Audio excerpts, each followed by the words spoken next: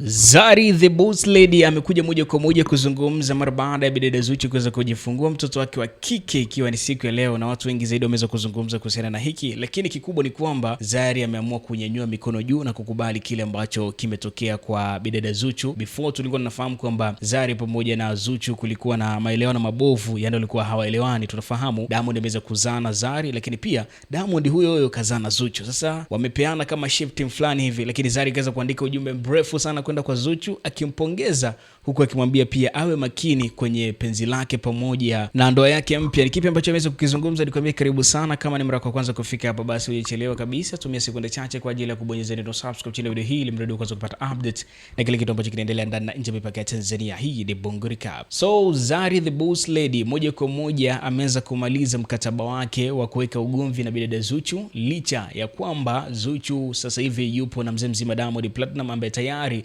alishawahi kudeti na pia kuzaa watoto wawili kabisa na Zari the Boss Lady. Kupitia ukurasa wake wa Snapchat ameweza kuandika ujumbe mrefu sana akitoa pongezi moja kwa moja kwa bidada Zuchu kwa hatua yake mpya mafanikio, kwa sababu hivi karibuni hatujawahi kusikia skendo zozote wala taarifa zozote zile ambazo zinamhusisha Zuchu kwamba ana ujauzito ama ana mtoto. Hii hapa ndio imekuwa first time, ni kama vile Wema Sepetu tu. Sasa kupitia ukurasa wake wa Snapchat ameenda kuandika ujumbe mrefu sana, nitakusomea ujumbe wake hapa and then baada hapo utaniambia kwa comment section hapo ni kweli ujumbe ulioweza kutolewa ni wa kumpongeza kweli ama ni vile tu kashfa fulani hivi. So unajua tena haijai kueleweka kwamba amemsamea moja kwa moja na tayari wanaishi kama kawaida au vipi. Kupitia ukurasa wa Snapchat Zari ameweza kuandika, kila kitu kinakuja kwa sababu na kila kitu kinaondoka kwa sababu. Nashukuru sana kwa Mungu kuweza kunitoa hapo, lakini nashukuru pia kwa Mungu kuweza kukuleta hapo kwa sababu umeweza kupata mafanikio makubwa zaidi kwenye maisha yako, ikiwa ni mara ya kwanza kabisa kuweza kupata mtoto. Nashukuru sana na kupongeza sana, lakini mimi kama mkubwa wako, kama dada yako, nakupa usia moja tu: ishi vizuri sana kwenye hiyo ndoa yako mpya, kwa sababu sasa hivi unaangaliwa na watu wengi zaidi, na pia watu wengi zaidi wataleta fitna kwenye ndoa yako kuweza kuharibu penzi lako. Usiwaamini wote wanaokuja kukusalimia na kukupa pongezi kwamba